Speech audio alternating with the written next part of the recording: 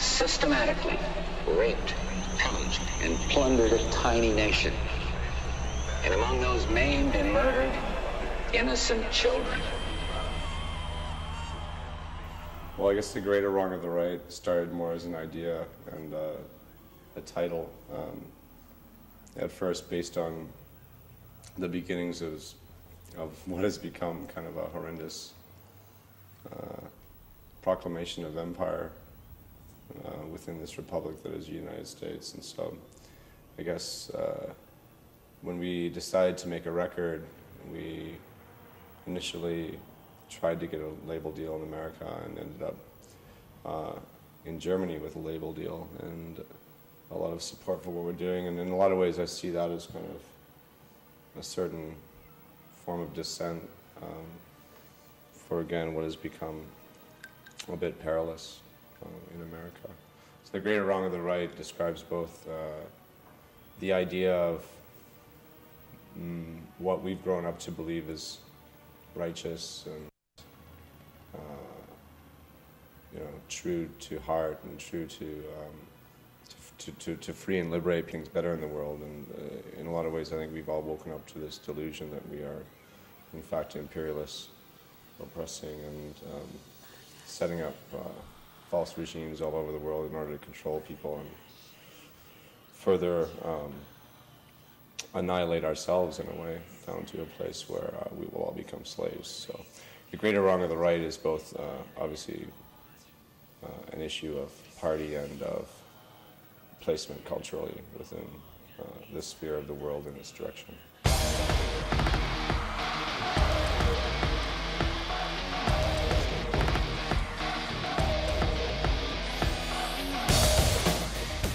It was really difficult to try and conceive the direction to best head in after having a complete dismemberment.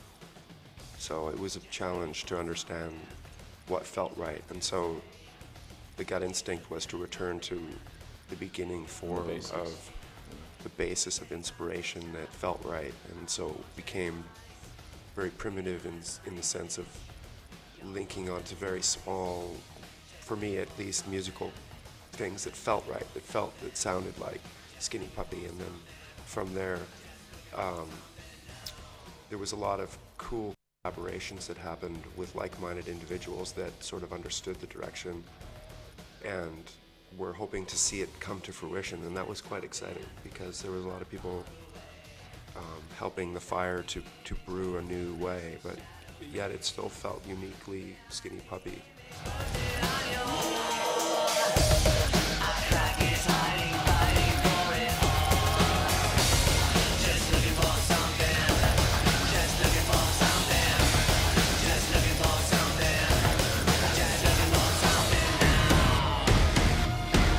So where did the Last Rites footage come from? Cleveland, Ohio? And who shot that? Jim Van Bebber and Tibbs. Jim Van Bebber as well? Yeah, it was twice. Well, Jim. Jim, thank you very much. Yeah, Jim's always He's been around in the day. You psychedelic hothead, you.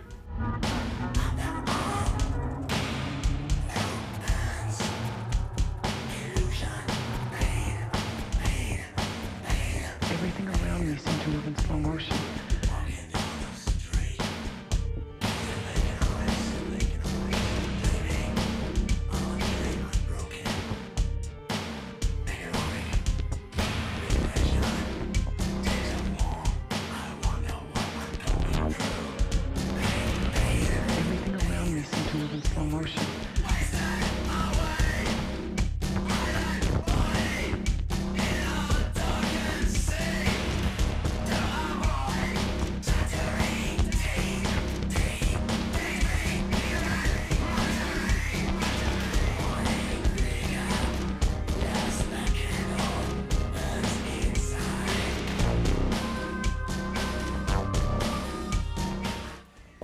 Now we're just kind of like, ooh, should we say it? But I think we should. I don't know the full story.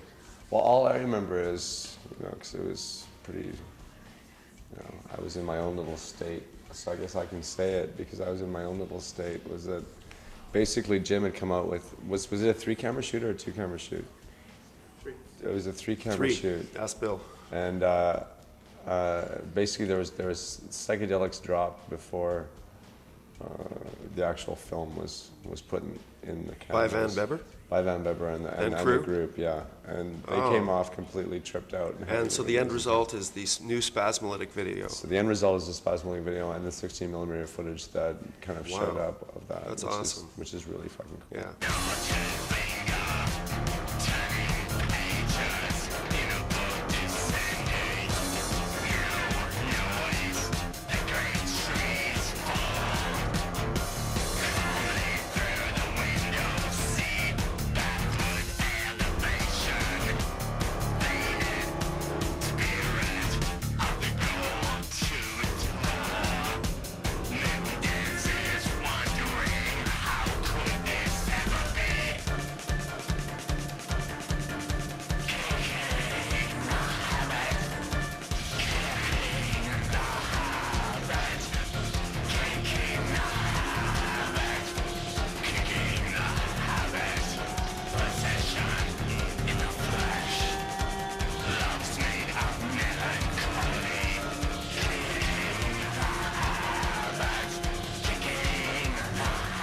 Seeing those shows was inspiring at this point in time because I chose to kind of go back with this tour and try and be more intimate and physical and not relying on the big stage props and larger things and so I think it's inspirational to look back and see where it's gone and then it's also really challenging to take it to a place where it's more just about me as a person, which is something that I need to do because I think in a lot of ways, again, looking back on those old tapes, I tended to hide behind a lot of masks on stage. And I found that with this show, with the Greater Wrong and the Right, there was a huge amount of like freedom that I found within the like character and within the performance, and it was something that was coming largely just from me as opposed to just the props and the accoutrements that were on stage. Usually I'm absolutely mortified about looking at performance. Even when I was doing the '88 footage, like it was pretty painful at times looking at some stuff. It's just hard for me to look at it, but this stuff it really flows and looks really good and represents the show in the way that it should be. So I'm quite happy with that.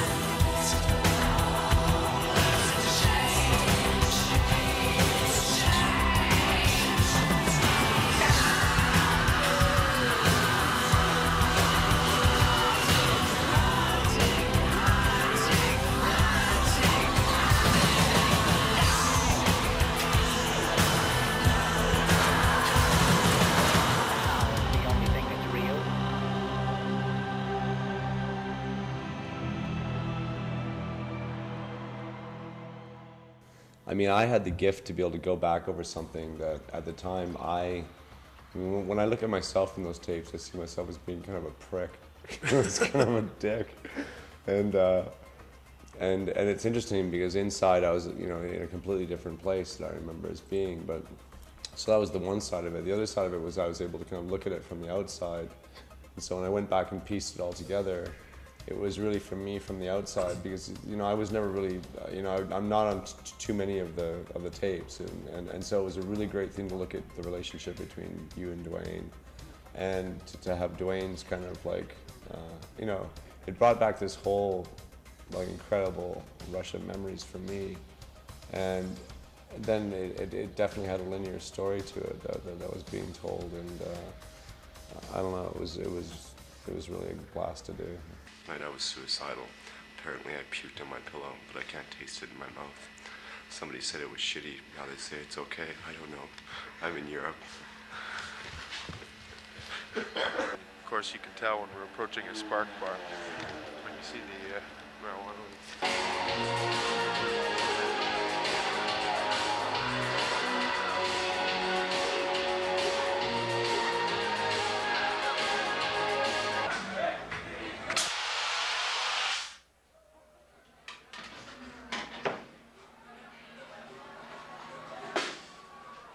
Fucking freezing.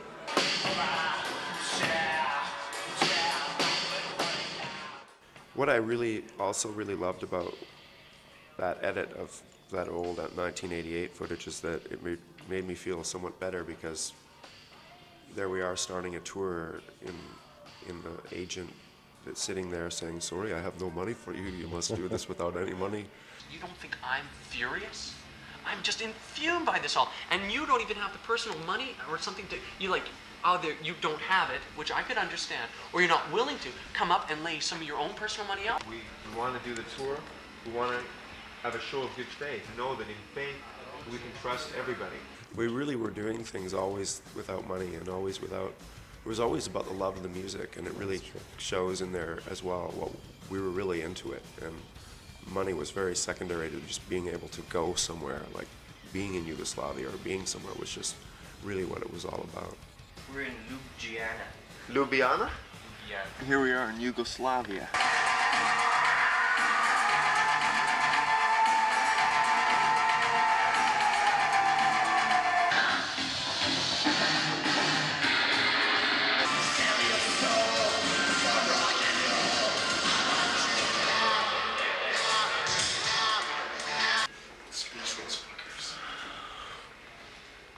Well, we played in Yugoslavia now. A complete riot. We all remember that Chairman Mao said that freedom comes from the end of a gun. That's what George Bush does, Freedom comes from the end of a gun. Freedom by war. That sounds like George Orwell, not George Bush. To me, what would most people do? I mean, you have another country invading your country. There's no clear objectives, there's no purpose to why they're here, to why they're there. They know we're there to take down Saddam Hussein, but to them, they just want you out of your country. You have their houses being raided and tore up. You have their sons and their husbands getting killed. Then you have them retaliating back, which causes chaos like there is there now. I don't think personally it's terrorists. No, it's not terrorists. It's the farmers and the fathers, the mothers, the children that are trying to fight for what they have, because that's all they do have. I think that the extras, which include a documentary on the effects of war, and the war that we're currently involved in, over the long term, as opposed to how we're being fed it by the media in terms of significant losses from day to day. With the interviews that Bill's gotten with people like Ramsey Clark, which I find really fascinating in the sense that it corroborates the idea that war over the last 50 years has gone from being something that's romanticized in the First World War, where a lot of people went and learned that war wasn't that pretty when it came to the cost and the effects, to something of what we've been propagandized to believe as clinical and clean wars. And I think the documentary breaks down that aspect of the true costs of war, in the sense of when you put a blockade on people to end something, much as they did in the end of the First World War, going into the Second World War. The cost to a country becomes the hidden cost to the country in terms of casualties becomes immense. In the terms of this war, from the first Gulf War to the shock and awe war that we're currently involved in, the costs with depleted uranium are going to affect us all, and we need to look at those things in a different light than how we are. And if we would see that the effects of this are going to be affecting us and our children for years to come, maybe then there could be change. So I'm happy that that's included too.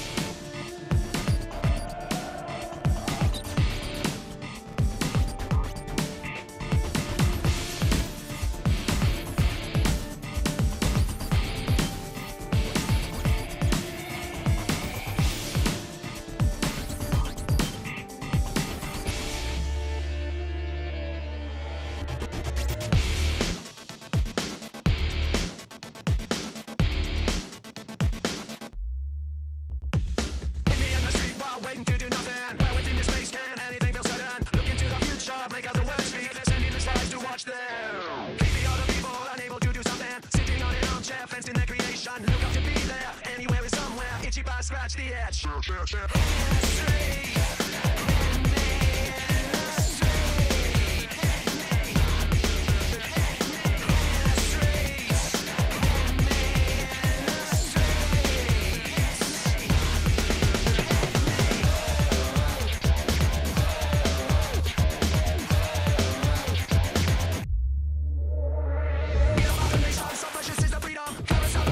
Reaching to a black man, so it's corroded, so it's polluted. We all some of it. Maybe all the